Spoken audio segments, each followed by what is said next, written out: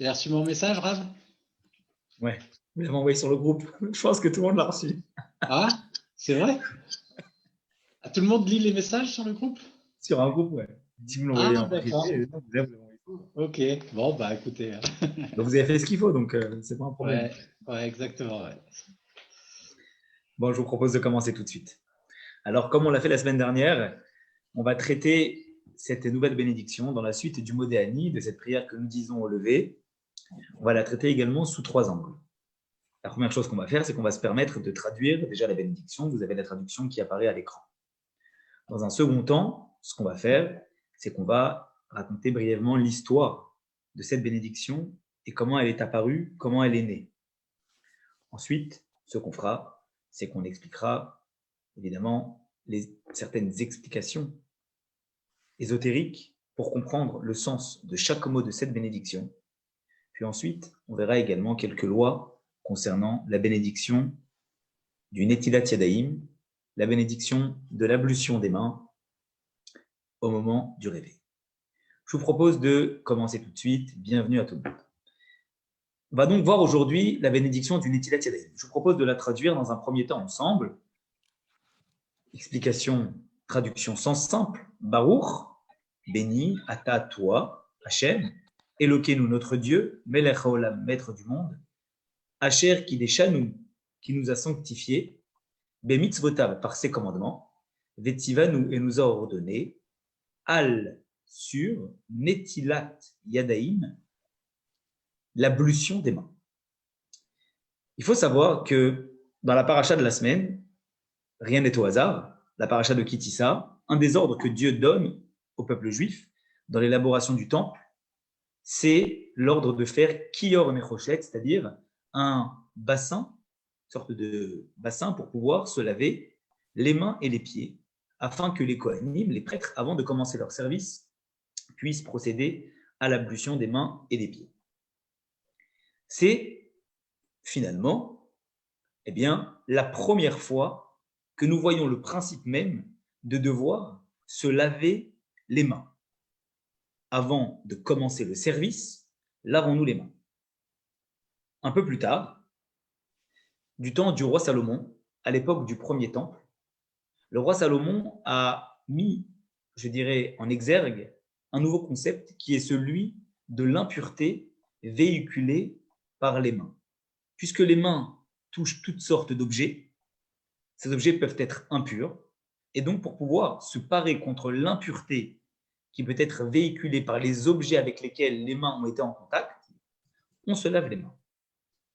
On a donc ici, grâce au roi Salomon, la première fois qu'apparaît le principe, le concept même de l'impureté véhiculée par les mains, et c'est le roi Salomon qui a élaboré, qui a conçu, je dirais, la bénédiction de l'ablution des mains. Mais vous l'avez compris, on a donc deux principes forts sur lesquels repose le fait de se laver les mains.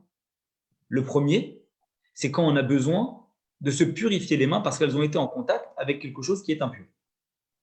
La seconde, c'est même si les mains ne sont pas impures, ou même si elles n'ont pas été en contact avec quelque chose qui est impur, quand on s'apprête à faire une avoda, un service saint, comme c'était le cas des Kohanim dans le temple, on a le devoir de se laver les mains. Et c'est justement sur ces deux paramètres-là, de l'ablution des mains, celui de se purifier les mains et celui de se sanctifier les mains, que va reposer le principe du Netilat Yadayim, de l'ablution des mains chaque matin. C'est-à-dire qu'on doit donc se laver les mains à deux reprises, une première fois pour se les purifier et une seconde fois pour les sanctifier. On reviendra sur ces deux fois un petit peu plus tard lorsque nous parlerons des lois à mettre en pratique sur l'ablution des mains. Je vous propose maintenant, d'accord, d'expliquer et de rentrer finalement un petit peu plus dans les détails. Prenons la bénédiction. Baruch, le premier mot de cette bénédiction. Vous savez que le terme de Baruch, on le traduit par béni. Mais il faut savoir que la première fois dans la Torah où on voit ce terme apparaître, il n'a pas du tout le sens de bénir. Il a le sens, Baruch, on le voit, c'est Eliezer, on emploie ce langage à propos d'Eliezer. Lorsque Eliezer arrive dans la ville où habitait Rivka, il est écrit que Rivka va yavrech et agimalim. Il est écrit que, elle a abaissé les chameaux. Donc le terme de Baruch vient du mot vayavrech, qui veut dire dans un premier temps abaisser, faire descendre. Donc le terme de Baruch que nous employons dans chaque bénédiction, et je vous fais remarquer que c'est la première bénédiction que nous disons le matin. Pendant la journée, on doit dire 100 bénédictions. Mais la première bénédiction que nous disons le matin, c'est celle de Netilat Yadayim. Et donc la première fois où nous sommes en train de dire Baruch, le mot Baruch signifie faire descendre. Ensuite, faire descendre quoi?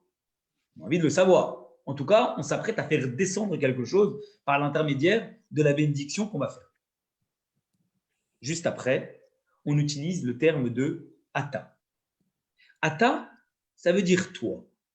Mais vous savez très bien qu'on s'adresse à Dieu.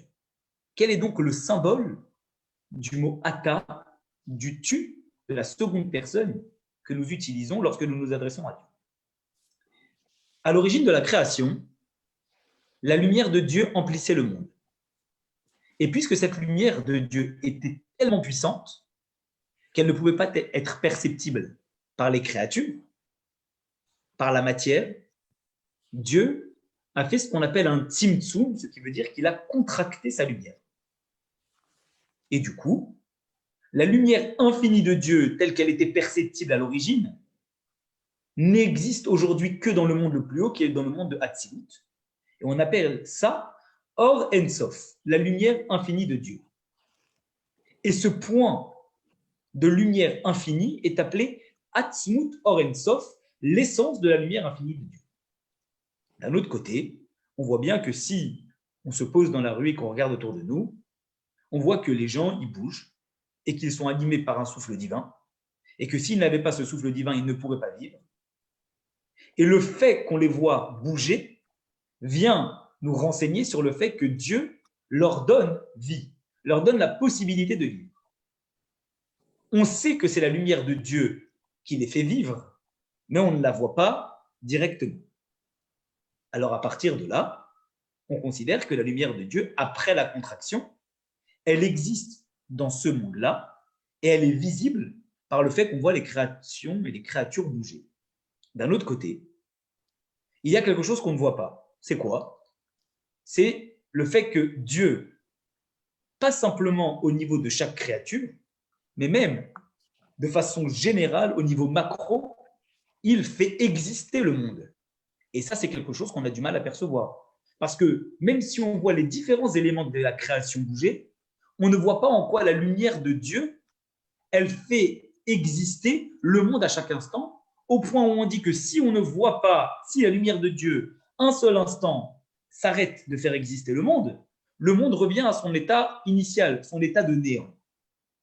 On a donc défini ici 3 concepts différents de la lumière de Dieu. Le premier concept qu'on a évoqué, c'est la lumière telle qu'elle existait avant la contraction des mondes. On appelle ça Atzmut Or Ensof, la lumière, l'essence même de la lumière infinie de Dieu. Après, on a évoqué 2 différentes sortes d'expression de la lumière de Dieu. Celle qui s'exprime à travers les créatures pour les faire vivre et celle qui fait exister le monde. Comment s'appellent concrètement, en utilisant des termes ésotériques, ces 2 principes-là, ces 2 types de lumière? Celle que nous voyons à travers les créatures et qui les fait vivre, on appelle ça Memale Kol Olamim, c'est-à-dire la lumière de Dieu qui emplit le monde. Elle est à l'intérieur des créatures, elle les fait vivre.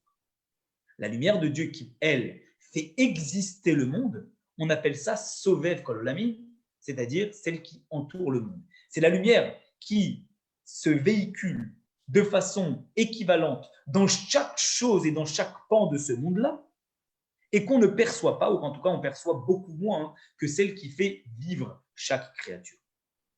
Lorsque nous disons Ata, en référence à Akadosh Baruch Hu, si je désigne une personne par son prénom, alors automatiquement, je l'appelle, je lui donne une appellation par rapport à ce qu'elle me montre. Mais ça ne veut pas dire que je désigne directement la personne. Parce que si j'appelle une personne par son prénom, il est fort possible que cette chose-là que j'appelle, eh bien, elle ait plusieurs appellations, ou que l'appellation que j'utilise, elle puisse désigner plusieurs choses. Plusieurs personnes s'appellent Moshe, plusieurs personnes s'appellent David. D'un autre côté, lorsque je dis Ata, toi, je ne fais pas référence à quelqu'un d'autre. Je ne fais pas référence à une autre appellation que peut porter la personne. Lorsque je dis Ata, je fais directement référence à l'essence même de la personne. Et donc, lorsque nous sommes en train de dire à propos de Dieu, Ata, on est en train de faire référence non pas à la lumière de Dieu telle qu'elle emplit le monde, non pas à la lumière de Dieu telle qu'elle entoure le monde, mais nous faisons référence directement à cette lumière, à cette essence, Atzmut Or En Sof, c'est-à-dire l'essence même de la lumière infinie de Dieu, telle qu'elle était à l'origine avant la contraction du monde. Et donc, les premiers mots que nous disons dans une bénédiction, c'est Baruch Ata, c'est-à-dire Baruch, que nous fassions descendre, Ata, cette lumière infinie de Dieu telle qu'elle existait avant la contraction. Le prochain mot, c'est le nom de Hachem. C'est le tétragramme, Yud-Ke Vav-Ke. Le tétragramme est composé de 4 lettres. Ces 4 lettres, elles viennent en fait nous renseigner sur la façon avec laquelle ce Ata, cette lumière infinie de Dieu, va pouvoir s'exprimer dans le monde. Comment peut-on bénéficier de son expansion? Et cela, on peut le comprendre grâce à la forme de chacune des lettres du tétragramme. Le Yud, c'est une toute petite lettre. C'est en fait un point. Cela fait référence au point de la lumière infinie de Dieu. La deuxième lettre, c'est un He. Et le He, vous voyez, il n'est pas fermé. Il est ouvert de chaque côté. Comme pour dire que justement, elle va s'exprimer partout. Mais où est-ce qu'elle va s'exprimer partout? En haut. Je vous ai dit tout à l'heure que la lumière infinie de Dieu, à la base, elle n'est que dans le monde le plus haut, qui est dans le monde d'Atsilut. Donc le cheminement, c'est d'abord prendre ce petit point, ce Yud, de la lumière infinie de Dieu, et faire en sorte que par le He, elle va pouvoir s'exprimer de façon universelle dans tous les mondes spirituels. Puis ensuite, on a le Vav, et le Vav, c'est la branche qui permet de faire descendre cette lumière qui s'est répandue partout en haut, en bas. Et la dernière lettre, c'est le He. Le He, c'est finalement dire qu'une fois qu'elle s'est répandue partout en haut, elle va descendre, et elle va pouvoir s'exprimer partout en bas. Donc le Yud Ke veut dire que nous faisons Baruch Ata Hashem, nous faisons descendre cette essence même de la lumière infinie de Dieu, qui va d'abord s'exprimer partout dans les mondes supérieurs, pour ensuite descendre et s'exprimer partout dans les mondes inférieurs. Elokeinu. Elokeinu, vous savez que c'est la même valeur numérique que Hateva. Hateva veut dire la nature. Ça veut dire qu'une fois qu'on est en train de dire que le cheminement qu'elle va avoir, c'est qu'elle va pouvoir s'exprimer partout, on demande à ce qu'elle s'exprime partout et qu'elle soit perceptible dans la nature, dans le monde, comme veut dire Elokeinu, le nom d'Elohim, qui veut dire Hateva, qui veut dire la nature. Puis ensuite, on a les deux autres termes, Melech Haolam. Melech, on l'a vu la semaine dernière dans le Modéani, c'est la royauté. La royauté de Dieu qui est dans l'ordre des séphirotes, dans l'ordre des différents attributs par lesquels Dieu peut s'exprimer dans le monde, celui qui est tout en bas, celui qui est le plus proche des créatures. Puisqu'un roi, il doit être peut-être d'une certaine façon en amont de tout le peuple, mais il doit être également connecté avec chaque pan du peuple, avec chaque personne du peuple. C'est ça qui le lie et qui fait en sorte qu'il soit couronné, pas que par une élite, mais qu'il soit couronné par toutes les différentes, je dirais, factions qui existent dans le peuple. Et Haolam, on a dit, c'est également le monde. Donc, que veut dire Haolam? Cela veut dire finalement, une fois qu'on a demandé de faire descendre l'essence même de la lumière infinie de Dieu, par le cheminement de pouvoir se répandre partout, dans la nature, Melech Haolam, qu'elle puisse avoir une influence, d'accord, comme le roi a une influence sur chaque pan de la création, qu'elle puisse pas simplement se répandre de façon générale dans la nature, mais qu'elle puisse aller jusqu'à se répandre beaucoup plus loin, se répandre finalement dans chaque pan de la création, pas simplement chez les êtres humains, pas simplement chez les animaux, mais dans chaque chose qui compose notre monde. Voilà la définition de Baruch, Ata, Hashem, Elokeinu, Melech Haolam. On continue. Asher kideshanu bemitzvotav. Cela veut dire qu'il nous a sanctifiés par ses commandements. Le terme de kideshanu, sanctifié, fait référence à une mitzvah qu'on a l'habitude de voir, c'est la mitzvah des kiddushin, c'est-à-dire le mariage. Comment l'homme sanctifie la femme? C'est finalement, on l'a dit, par les liens qui l'unissent avec elle, par matérialiser leur relation par la bague, par le contrat de mariage et par leur cohabitation. Ce qui veut donc dire que la sanctification passe exclusivement par un acte matériel. Lorsque je suis dans mes pensées perdues, je ne peux pas être sanctifié par Dieu. Ce n'est que lorsque j'accomplis un acte matériel dans ce monde-là, que j'utilise la matière, que je peux être sanctifié. C'est là le sens de Asher qui déchanou bemitzvotav, qui nous a sanctifiés par ses mitzvot. Dieu nous a choisis, Asher bacharban mikol ami, il nous a choisis sans aucune raison. Mais le choix ne veut pas dire sanctifié. On peut être choisi et pour autant ne pas être sanctifié, ne pas être saint. Je peux désigner une dame comme étant mon épouse, la promettre à devenir mon épouse. Cela ne veut pas dire que je l'ai déjà sanctifiée par les liens du mariage. Ce n'est que lorsque j'applique les 3 choses qui me permettent de la sanctifier qu'elle est réellement sanctifiée. C'est la même chose. Dieu nous a choisis comme étant son peuple sans aucune raison. Et c'est ce qui fait qu'on est à jamais lié à lui, quel que soit ce qu'on cherche à avoir, qu'on veuille être juif, qu'on ne veut pas être juif. Dieu nous a choisis et c'est comme ça, c'est un fait. Est-ce que pour autant on est sanctifié? Non. Qu'est-ce qui permet de nous sanctifier? C'est les mitzvot, les commandements. Et quels mitzvot? Pas les commandements qui sont d'ordre de la réflexion, mais les commandements qui se matérialisent par nos actions. Et c'est ce qu'on est en train de dire. Dieu, nous faisons descendre ta lumière infinie par le cheminement de l'expansion en haut comme de l'expansion en bas, qu'elle puisse se répandre dans la nature, mais pas simplement d'ordre général, mais dans chaque chose qui existe dans cette nature-là. Oui. Asher qui déchanou bemitzvotav, par le fait que tu nous as donné un commandement matériel, puisque en faisant Netilat Yadayim, nous s'apprête l'ablution des mains à faire un commandement matériel, et que par l'intermédiaire de ces commandements-là, pas simplement tu nous as choisis, mais en plus de ça, tu nous as sanctifiés. Comment? Vetsivanu. Parce que tu nous as ordonné, et quand tu nous donnes un ordre, Sivanu vient du mot tsafta, tsafta veut dire un lien, c'est-à-dire que lorsque tu nous donnes un commandement, non seulement tu nous sanctifies, mais tu crées comme un lien indéfectible, une corde qui nous unit, nous, avec toi. Par quoi? Par quelle mitzvah? Alors cela va dépendre des mitzvot, en fonction de la bénédiction qu'on va faire. Mais maintenant, nous sommes en train de parler de Al-Netilat Yadayim, sur l'ablution des mains. Je vous rappelle que le mot Netilat Yadayim vient du mot prendre. Quel rapport l'ablution et prendre? Parce qu'en fait, il faut savoir qu'à l'époque, dans le kior, c'est-à-dire dans le bassin qui permettait aux kohanim de se laver les mains et les pieds, il y avait un ustensile qu'on appelle aujourd'hui un keli, c'est-à-dire un réceptacle avec lequel nous le prenions et nous lavions les mains. Mais le nom originel de cet ustensile-là, c'était le mot de nakla. Nakla qui veut dire prendre. C'est normal. On prend l'ustensile pour se laver les mains. Et donc, d'où vient le mot netilat, prendre? Cela vient du mot du nakla, l'ustensile qu'on utilisait pour pouvoir nous laver les mains. Alors, à partir de là, comprenons ce que veut dire al-netilat yadayim, sur l'ablution des mains, sur le fait qu'on va prendre un ustensile, qu'on va le remplir d'eau et qu'on va le verser sur nos mains. Je vous rappelle, comme on l'a dit tout à l'heure, que le netilat yadayim est décomposé en 2 choses. Le premier, c'est enlever l'impureté, et le second, c'est sanctifier notre corps. Ça veut donc dire qu'on avait une impureté. D'où vient cette impureté? C'est le 1/60e de la mort que nous avions pendant la nuit, lorsque nous nous éveillons. On dit que l'impureté, elle quitte entièrement notre corps et qu'elle se regroupe au niveau de nos ongles, au niveau de nos doigts. Et donc, nous devons de nous laver les mains. Voilà pourquoi on ne se lave pas les pieds, on se lave que les mains.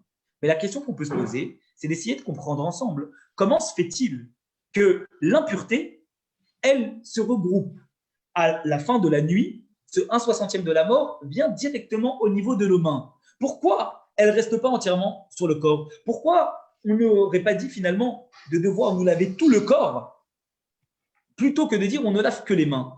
Comme si que cette impureté-là, dès qu'on ouvre les yeux, eh bien, elle quitte l'ensemble de notre corps devient pur. Et le seul endroit où elle va se regrouper, c'est au niveau de nos mains, de nos ongles. Alors, il faut savoir que les ongles, c'est aussi les griffes. Et vous savez que les griffes, c'est finalement l'extrémité. Les mains, elles peuvent être utilisées à bon escient pour faire du bien. Mais les griffes, c'est finalement ce qui va dépasser les ongles. C'est ce qui va dépasser de nos doigts. Et malgré que les mains, elles peuvent servir à faire des bonnes choses, parfois, lorsqu'on pousse une chose à l'extrême, eh bien, elle peut causer du tort. elle peut causer du mal. Voilà pourquoi Rambam et Walid nous dit que les extrêmes ne sont pas bons et qu'il faut toujours chercher le derech haemtsaï, le chemin intermédiaire.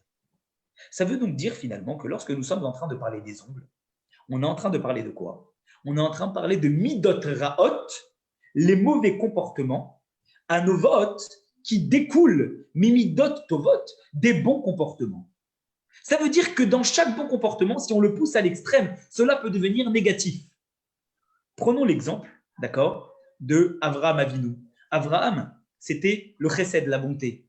Il a eu 2 enfants. Le côté positif du chesed, c'est-à-dire Yitzhak, et le côté négatif poussé à l'extrême de la bonté, c'est Ishmaël. Prenons Yitzhak. Yitzhak, c'était la Gevura, c'était la rigueur. Il a eu également un enfant, Yaakov, qui a permis de prendre le bon côté de la rigueur et du chesed, de la bonté, c'est-à-dire l'harmonie. Et il a eu un deuxième enfant qui a poussé la rigueur à l'extrême, c'est Esav. Ça veut donc dire que de chaque comportement positif peut découler un comportement négatif. Comment fait-on pour pouvoir faire en sorte de chasser complètement le comportement négatif qui peut découler d'un comportement positif? L'extrême qui peut venir se greffer dans chaque comportement positif que nous avons. Comment fait-on pour ne pas tomber dans les extrêmes finalement qui peuvent être nocifs? Alors, on va le comprendre maintenant. C'est par le biais du Netilat Yadayim, par le biais justement de nous laver les mains, de verser grâce à un ustensile de l'eau au niveau des ongles. Comment? Eh bien, c'est très simple. Vous savez que quand on amène par exemple une personne chez le dentiste et que le dentiste voit une infection au niveau des dents et qu'il veut arracher la dent, la première des choses qu'il fait, c'est qu'il va dire prenez des antibiotiques pendant 1 semaine pour pouvoir enlever l'infection et après, on réparera le problème. D'abord, on inhibe l'infection et ensuite, on positive, on guérit, on soigne la dent. C'est exactement la même chose. De la même façon que lorsqu'on veut traiter un problème, on doit toujours parler de 2 façons. Une première en enlevant l'infection et la seconde en réparant, en amenant le positif, en revitalisant la chose. Alors, c'est exactement la même chose ici. Lorsqu'on cherche à réparer le problème des midot raot, des mauvais comportements qui peuvent découler des bons comportements, alors on doit procéder sur les 2 façons. La première des choses, c'est d'enlever l'infection, d'enlever le mauvais attribut qui se véhicule. Et le second, c'est de laisser le bon s'exprimer. Comment enlève-t-on le mauvais comportement? Comment fait-on pour soigner l'infection au départ, enlever l'infection? C'est par le fait qu'on va faire le premier Netilat Yadayim, c'est-à-dire en nous lavant les mains, en enlevant l'impureté. Enlever l'infection, enlever la mauvaise mida, le mauvais comportement. C'est le premier Netilat Yadayim du matin que nous faisons lorsque nous ouvrons les yeux au pied de notre lit, en enlevant effectivement l'impureté, comme cela nous a été donné par le roi Salomon.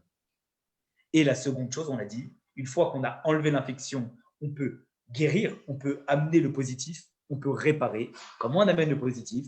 Eh bien, c'est le deuxième Netilat Yadayim du matin.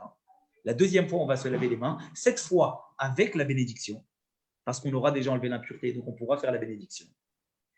Comme on va le voir maintenant, comment cela s'exprime dans les différents détails de l'application. Et ce Netilat Yadayim, c'est celui qui va nous permettre non plus de chercher à enlever l'impureté, parce que l'impureté, on a enlevé avec le premier Netilat Yadayim, mais c'est celui qui va nous amener à amener la purification, la sanctification, comme cela a été fait par les Kohanim, les prêtres, avant de servir dans le temple. Donc, la première ablution des mains correspond au fait d'enlever l'impureté, de purifier, et la seconde Netilat Yadayim, la seconde ablution correspond au fait de sanctifier. Comment on le fait? On le fait avec un ustensile dans lequel il y a de l'eau. Vous savez que l'eau, maïm, c'est comparé à la chorma, parce que l'eau, elle vient toujours d'un endroit haut et elle descend d'un endroit bas. Et la sagesse de Dieu, elle était en haut, et qu'est-ce qu'elle a fait? Elle est descendue pour pouvoir se matérialiser dans ce monde-là. La sagesse, à la base, c'est un petit point, d'accord, qui ensuite, comme vous avez une idée, par exemple, cette idée-là, vous êtes en train de réfléchir à quelque chose et d'un coup, vous avez une idée qui apparaît. C'est ce qu'on appelle la chorma. C'est un tout petit point. Et ce petit point, il va se répandre à travers la compréhension pour qu'on puisse matérialiser ce petit point, cette étincelle je dirais, de compréhension que nous avons eu pour qu'elle puisse par la suite se véhiculer dans tous nos pans et qu'on puisse lui donner forme à cette étincelle d'idée que nous avons eue. Donc, Ma'im, l'eau, c'est comme ça. Au début, elle vient d'un point haut et elle descend toujours vers un endroit un peu plus bas, comme cette étincelle de sagesse qui vient et qui descend pour se répandre. Du reste, Ma'im est comparé à la sagesse, mais Chochma, on peut le diviser en deux mots. Chochma, c'est Chet, Chaf, Mem, He. Ce sont les lettres de Koachma. Quelle est la force? Autrement dit, je prends la force et je la soumets. Comment fait-on pour pouvoir faire en sorte, eh bien, de soumettre quelque chose à quelque chose qui est plus haut? C'est effectivement par la chorma qui est comparée à l'eau. Donc, quand je prends l'eau et que je la déverse sur les ongles, je suis en train de dire que la seule façon de pouvoir, eh bien, chasser l'extrême qui peut se greffer sur le bon comportement, c'est en faisant en sorte que le comportement extrémiste il soit complètement annulé, il soit complètement soumis au bon comportement, au point où je vais réussir à faire en sorte que ce qui va s'exprimer, c'est le bon comportement et que l'extrême, elle soit complètement annulée. Donc vous allez me dire, mais comment j'arrive à faire ça? Eh bien, c'est par le bitou, c'est par la soumission. Comment? C'est très simple. Considérons que le bon comportement, c'est le comportement réfléchi et que le mauvais comportement, c'est le comportement bestial qui est sentimental.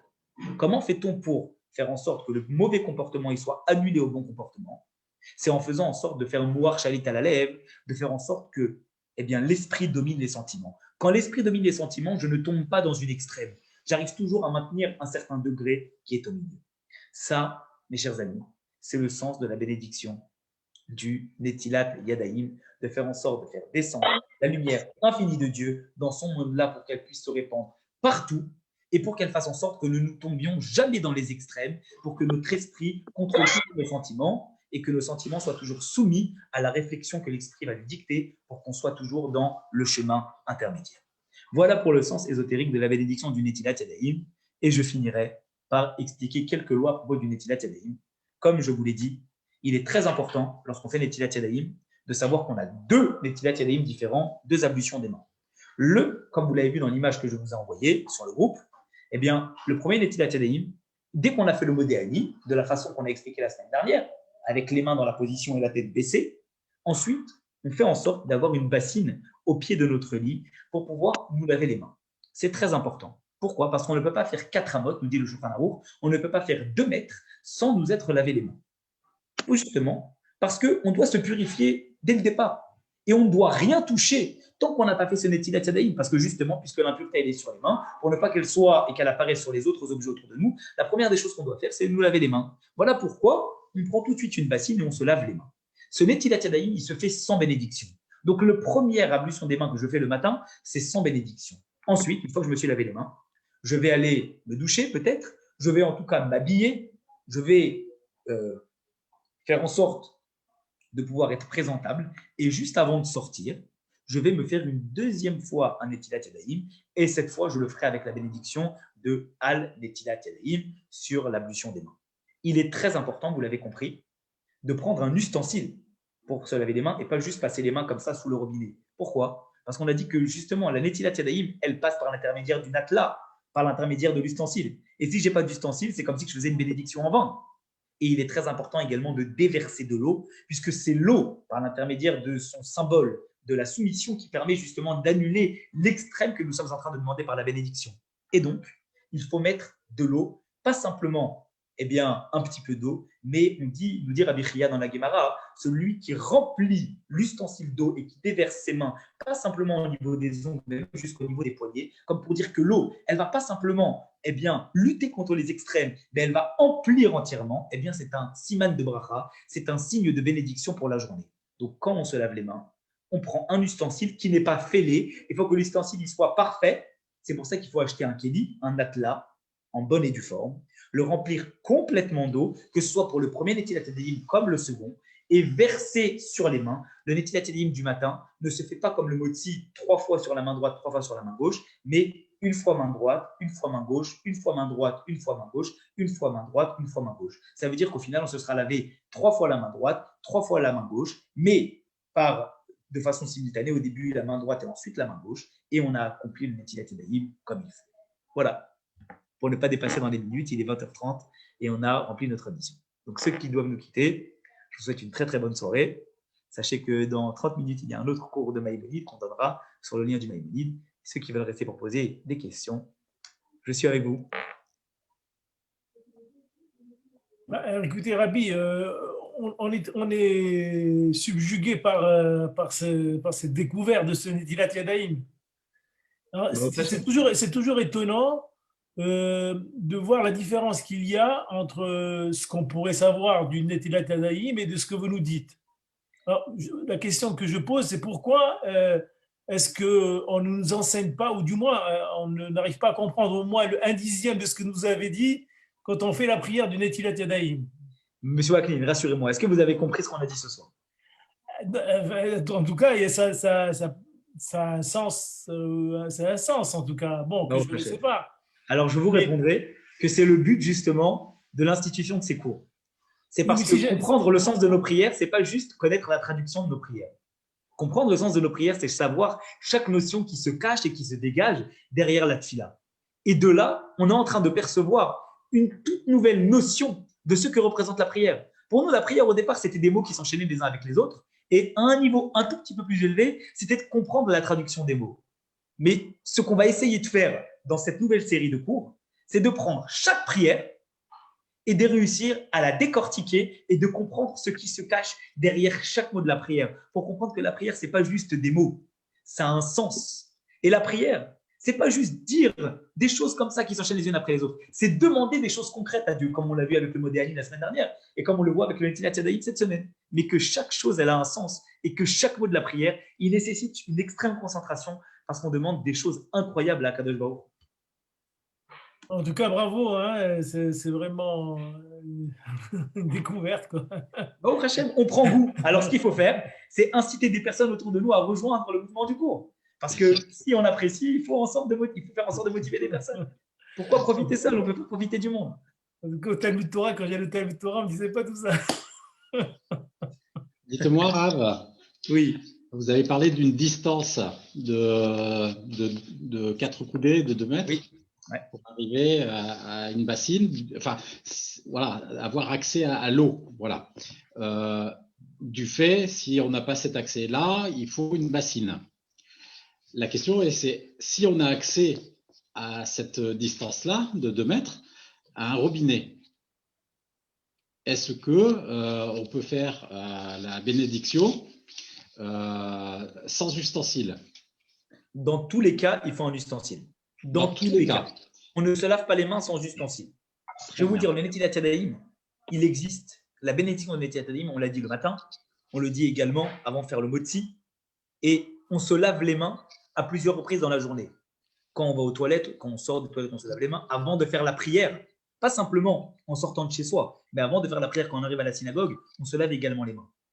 Netilat Yadayim, on l'a fait à 2 reprises, le matin avant de sortir de chez soi, on l'a dit, et avant de manger du pain. Donc, c'est les 2 fois où on est obligé de le faire avec un kéli, avec un ustensile. D'accord. Mais les sages nous enseignent dans le Shulchan Aruch qu'à chaque fois qu'on se lave les mains, il faut le faire avec un ustensile, même si on ne dit pas la bénédiction de Netilat Yadayim. Ça veut dire qu'il faut toujours avoir à disposition un kéli. Même quand vous partez en vacances, prenez une bassine, une petite bassine, et en tout cas, prenez un kéli, un ustensile. Et pas juste une bouteille d'eau qu'on va remplir comme ça. Ça, c'est vraiment dans un cas extrême si on n'a pas le choix. Mais il faut toujours avoir un ustensile parce qu'on ne peut pas faire Netilat Yadayim sans ustensile, puisque c'est la base de la base. Maintenant, si la question elle était de savoir par rapport aux 2 mètres, pourquoi 2 mètres? Parce qu'on considère que les 2 mètres, c'est le domaine d'un être humain. Ça veut dire que tant qu'il est dans ces 2 mètres, c'est comme si c'était sa personne. Si je vous prends vous et que je vous dis, je mets à une distance de 2 mètres, je pose, on l'avait dit dans le cadre de l'acte de mariage et dans le cadre de l'acte de divorce, je pose dans vos 2 mètres cet acte-là, c'est comme si je vous l'avais donné dans vos mains. Ça veut dire que finalement, tant que vous êtes dans vos 2 mètres, c'est comme si vous n'aviez pas bougé. Voilà pourquoi on peut estimer qu'une personne, elle a le droit de faire 2 mètres, parce que c'est comme si qu'elle n'avait pas bougé.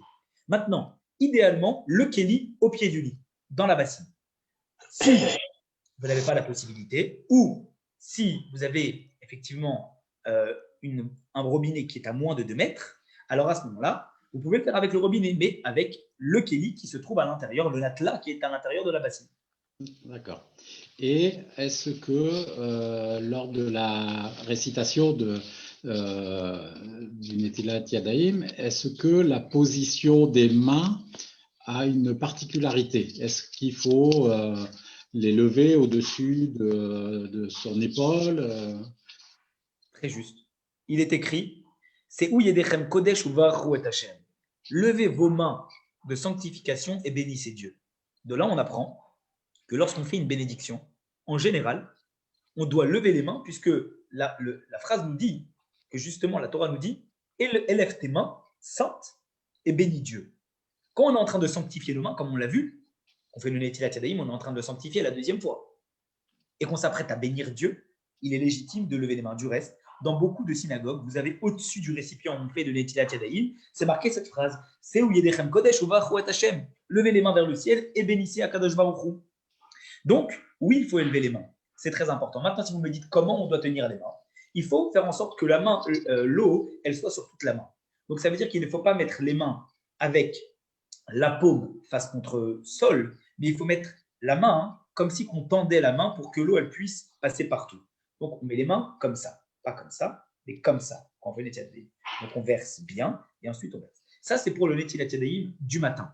D'accord? Il faut bien faire en sorte que l'eau, elle passe partout. C'est très important. D'accord?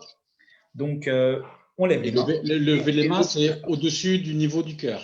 On considère que c'est… Effectivement, il y en a même avant de dire les Netilat Yadayim, ils disent cette phrase de Seou Yidechem Kodesh, la phrase que nous venons de dire. Donc oui, c'est important effectivement de dire cette phrase-là. Enfin, c'est important, pardon, de lever les mains et de faire en sorte que l'eau, elle passe partout en écartant les doigts pour qu'elle passe entre les phalanges, etc. etc. Et le fait de frotter les mains, ça a une incidence? Alors, d'après certaines coutumes, lorsqu'on se lave les mains, on se lave surtout pas au Netilat Yadayim du matin, le Netilat Yadayim du motzi, avant de manger le pain. Ce qu'on fait, c'est qu'on prend le kéli, on le remplit, et on met une serviette sur son épaule. Je prends l'ustensile de kéli dans la main gauche, et je me lave 3 fois la main droite. D'accord? De façon à ce que l'eau, elle soit partout sur la main. Ensuite, comme l'eau, elle est purifiée, admettons que la deuxième anse de l'ustensile que je m'apprête à utiliser, elle est en contact avec quelque chose d'impur. Mais comme ma main est pure, puisqu'elle est déjà lavée, je ne veux pas qu'elle soit en contact avec la deuxième anse. Donc, je prends la serviette qui est sur mon épaule et j'attraperai la deuxième anse pour faire autour de la deuxième main le Netilat Yadayim sur la deuxième main. Une fois que j'aurai fait ça, je pose l'ustensile avec la serviette. Avant de m'essuyer les mains, je lève les mains et avec l'eau qui est là, je me remets les mains de l'eau sur mes 2 mains. Et une fois que j'ai fait ça, je lève les mains et je fais la bénédiction de Al-Netilat Yadayim. Ça, c'est pour la deuxième. C'est pour la bénédiction du motzi avant de manger du pain. Mais lorsqu'il s'agit la deuxième du matin, c'est pour ça que je ne suis pas rentré dans ces détails-là, parce que c'est plus pour le motzi. Le Netilat Yadayim, l'ablution des mains le matin, non, on n'a pas besoin de faire ça. On peut dire parce que vous avez dit tout à l'heure, on fait une fois. Voilà, exactement. 1, 2, 3, 4, 5, 6. Mais de l'eau coule partout. Pourquoi? Quelle différence il y a entre les deux techniques, les deux approches-là? Pourquoi une fois, et puis 3 fois et 3 fois? Très, très bonne question. Vous voyez que la différence, elle est que quand je fais le Netilat Yadayim du motzi, c'est 3 fois dans une main et 3 fois dans l'autre. D'accord? Pourquoi? Et alors que l'autre, c'est une fois. Ça veut dire qu'il y a un intermède. Quand le matin, je fais le Netilat Yadayim, il y a toujours un intermède entre les deux. Alors que quand je fais le Netilat Yadayim du motzi, eh bien, il n'y a pas d'intermède, c'est directement 3 et 3. Pourquoi? Vous savez que le chiffre 3, c'est la chazaka. Ça veut dire que c'est la possibilité de valider la chose. La différence qu'il y a entre le Netilat Yadayim du matin et le Netilat Yadayim du motzi, c'est que le Netilat Yadayim du matin, il y en a 2. Il y en a un qui sert à purifier et un qui sert à sanctifier. D'un autre côté, lorsque je fais le Netilat Yadayim avant le motzi, c'est un seul Netilat Yadayim qui a la double fonction. Un, de purifier, parce que lorsque je m'apprête à toucher le pain, c'est comme un sacrifice, c'est quelque chose qui est saint. Donc, je m'apprête à faire un service qui est saint. Donc, je m'apprête non seulement premièrement, à purifier mes mains, parce que je m'apprête à toucher quelque chose qui est saint, mais également à les sanctifier. Puisque j'ai une double fonction dans le deuxième Netilat Yadayim, je dois valider le plus rapidement possible la purification et la sanctification. Voilà pourquoi, quand je m'apprête à manger le pain, c'est 3 dans la main droite pour valider la purification, la sanctification, et ensuite 3 dans la main gauche. Ce qui est moins, je dirais, indispensable lorsque je fais le Netilat Yadayim le matin, puisque vu que j'en ai deux, alors à ce moment-là, je n'ai pas une double fonction. Donc, je n'ai pas besoin de valider le plus rapidement possible la chose. Donc, je peux faire par intermittence la droite, la gauche, la droite, la gauche, la droite, la gauche. Bravo. David, est-ce que c'est pareil que quand on sort du cimetière? Netilat Yadayim, quand on sort du cimetière, c'est comme le Netilat Yadayim du matin. Ah, ok. 1, 2, 3, 4, 5, 6. Pourquoi? Parce qu'on l'a vu. Quand je sors du cimetière, le but, c'est de se purifier. Ça a une seule fonction. Donc, quand ça a une seule fonction, automatiquement, on peut le faire 1, 2, 3, 4, 5, 6 et pas 3 et 3. Et vous pouvez retenir ce principe-là. Quand je cherche à faire soit la sanctification, soit la purification, alors à ce moment-là, c'est 1, 2, 3, 4, 5, 6. Mais quand j'ai une double fonction, ce qui est le cas uniquement le matin, et il y en a une deuxième, c'est la bénédiction des Kohanim. C'est les deux seules fois où je fais 3 et 3. Parce que la bénédiction des Kohanim, c'est la même chose. Il se purifie comme s'il était au Kior, s'il a touché quelque chose dans le Beth Amikdash. Et en plus de ça, il se sanctifie parce qu'il s'apprête à faire la bénédiction Asher Kideshenu Be'Kdushato Shel Aaron, qui m'a sanctifié par la sanctification d'Aaron pour faire la bénédiction des Kohanim. Donc, les deux seules fois en réalité où je me lave les mains 3 et 3, c'est avant le motzi, parce que ça a la double fonction, et avant la bénédiction des Kohanim, le Kohen, parce qu'il a également la double fonction. Mais Rabbi, si on est dans un endroit où il n'y a pas d'eau, comment on peut faire? Alors, si on est dans un endroit où il n'y a pas d'eau, le Shulchan Aruch nous dit qu'on doit aller jusqu'à une certaine distance. C'est quoi cette distance-là? C'est environ 1,5 km. Je dois aller jusqu'à 1,5 km et chercher l'eau. Et si je ne trouve pas d'eau, alors à ce moment-là, ce que je ferai, si je n'ai pas de solution, c'est que je passerai, on est dans le désert par exemple, je passerai mes mains sur une surface comme une pierre, et c'est comme ça que je ferai le Netilat Yadayim.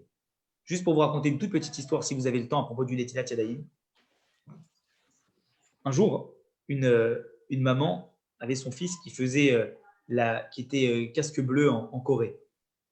Et elle a demandé une bénédiction au rabbi pour que son fils revienne vivant de cette guerre. Il avait été enrôlé dans l'armée américaine. Et alors, finalement, ce qui s'est passé, c'est que le rabbi a donné la bénédiction à la maman et elle lui a dit, si tu veux la bénédiction, il faut que ton fils il fasse quoi qu'il arrive tout ce qu'il peut pour pouvoir faire le Netilat Yadayim le matin, se laver les mains le matin. Ok, la maman elle a transmis à son fils et son fils il est parti casque bleu en Corée. Un matin, il se lève, il n'y a plus d'eau dans le camp, plus personne ne veut lui donner de l'eau. Il veut faire son Netilat Yadayim, il n'a pas le choix. Et il connaît cette loi qui doit marcher 1,5 km pour pouvoir aller chercher de l'eau. Qu'est-ce qu'il fait? Eh bien, il marche 1,5 km. Et quand il marche, il a fait ce qu'il fallait et il trouve une petite source d'eau. Et là-bas, il arrive à se laver les mains. Il reprend la route du retour et quand il reprend la route du retour, il voit une explosion au loin au niveau du campement où il était. La Corée du Nord a bombardé l'emplacement où étaient les casques bleus et elle a massacré le campement. Et lui, par miracle, il a été épargné parce que justement, il est parti pour aller chercher de l'eau pour pouvoir faire le Netilat Yadayim. C'est un miracle qui était incroyable. Du reste, il a été interrogé après par l'armée américaine, pensant qu'il avait prémédité cette chose-là. Et il a expliqué la signification de la chose. Ils ont fait une enquête, ils ont vu que ça n'a rien à voir. C'était un petit jeune du reste qui venait d'être enrôlé. Quand il est revenu de la guerre, sa mère a écrit au rabbi, lui-même il est passé devant le rabbi. Et il a remercié le rabbi parce que par le mérite de la mitzvah du Netilat Yadayim, il a pu avoir la vie sauve. Extraordinaire. Voilà. Est-ce qu'il y a d'autres questions? Bon, alors on se retrouve, si vous le voulez, dans un petit quart d'heure. Monsieur Schneider, vous avez une question? Oui, j'ai une doute surtout. Bien sûr. D'un côté, j'ai appris que les liquides ou l'eau qui reste à découvert pendant toute la nuit prend de l'impureté. Si la nuit, quand je vais mettre de l'eau à côté de mon lit pour faire la Netilat Yadayim le matin, est-ce que l'eau doit être couverte ou comment je évite qu'il prenne de l'impureté, l'eau que je vais utiliser pour faire le Netilat Yadayim? Très bonne question. Alors, vous avez tout à fait raison. Un liquide qui reste découvert est impur. Mais l'impureté dont on parle de ce liquide-là, c'est du liquide qu'on s'apprête à boire. Si vous avez une bouteille d'eau qui est restée ouverte toute la nuit, vous ne pouvez pas la boire. Maintenant, dans le cadre du Netilat Yadayim, si vous laissez le kéli, l'ustensile, dans la bassine à côté de votre lit, découverte, elle ne prend pas l'impureté.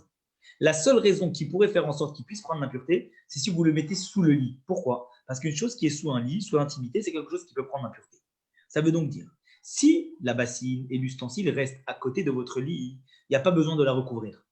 Si par contre, parce que vous ne voulez pas qu'elle soit renversée, etc., vous la mettez sous le lit, alors à ce moment-là, vous devez mettre une serviette au-dessus de votre bassine et de votre ustensile pour ne pas qu'elle soit captée par l'impureté et que ça fasse une différenciation avec le lit qui est juste au-dessus. Merci beaucoup. Avec grand plaisir. Oui. Une question. Vous avez dit que avant de manger le pain, d'accord, on doit se laver les mains. Oui. D'accord? Si on est dans un restaurant, par exemple, qu'est-ce qu'on fait? J'ai pas entendu. Vous êtes dans un restaurant et Si on est dans un restaurant où il y a l'eau, mais il n'y a pas le kili. Alors, c'est une bonne question.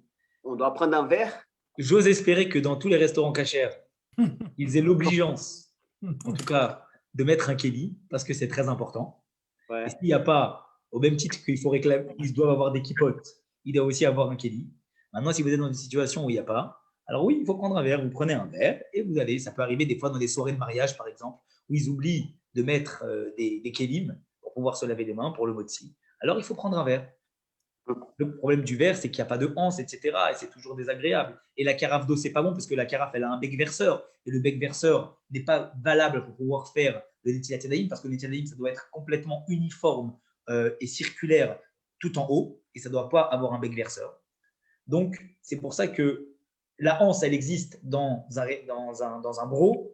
Mais d'un autre côté, il n'y a pas de anse dans un verre. Alors, il vaut mieux prendre un verre sans anse que prendre un broc dans lequel il y a un bec verseur. Okay. Merci, Hazak. Avec plaisir. Alors voilà, j'espère que vous avez apprécié ce sujet. La semaine prochaine. Puisqu'on a 5 minutes. Bien sûr. Puisqu'on a 5 minutes. Est-ce que vous pouvez nous parler des Kohanim là, qu'est-ce qu'ils faisaient les Kohanim quand ils se lavaient les mains? Ce qui se passait au temple? Il y avait quoi? C'était à l'extérieur sur le parvis qu'il y avait ça? Exactement. À l'endroit du parvis, dans la grande cour, Oui. c'était la cour qui était accessible à tout le monde. Vous savez que dans le temple, il y avait plusieurs sanctifications. Il y avait un endroit où tout le monde pouvait rentrer. Il y avait un endroit où les Lévi'im et les Kohanim pouvaient rentrer. Il y avait un endroit où les Kohanim pouvaient rentrer. Il y avait un endroit où il n'y avait que le grand prêtre qui pouvait rentrer.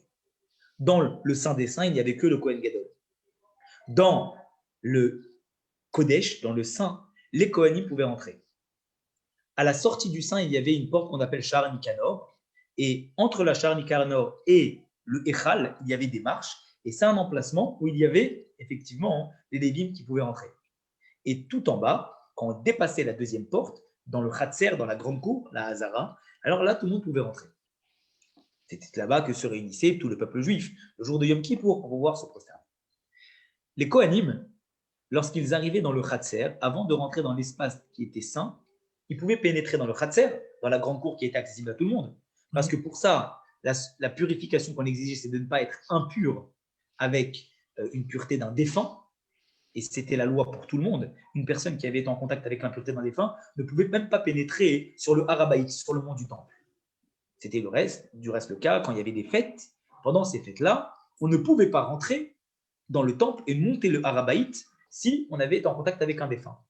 C'est du reste pour ça que le sacrifice de Pessah, on pouvait le rattraper un mois après, le Pessah Sheni, pour des personnes qui avaient été en contact avec un défunt. Quand on n'était pas en contact avec un défunt, on pouvait monter dans le Khatser. Et les Kohanim, les prêtres, chaque jour, chaque matin, quand ils arrivaient, eh bien, ce qu'ils faisaient, c'est qu'ils rentraient dans le mikvé. Mais le mikvé du temple, on n'avait pas besoin de rentrer dans le temple pour y accéder. Il y avait des portes par l'extérieur. Et donc, du coup, ils passaient par la porte extérieure, ils se trempaient au mikvé, et ensuite, il y avait un passage qui les ramenait directement, un passage souterrain, qui les ramenait directement dans le Khatser, c'est-à-dire dans la cour du temple. Dans cette cour-là, il y avait le kior. Il y avait justement l'ustensile dans lequel on se lavait les mains, qui avait été constitué en érochette, en cuivre, avec les miroirs des femmes. On dit marot atzovot. C'est quoi ces miroirs-là? Pendant la période où le peuple juif était en Égypte, eh bien, il faut savoir que vous vous rappelez que les maris, ils étaient extrêmement attristés du décret de Pharaon.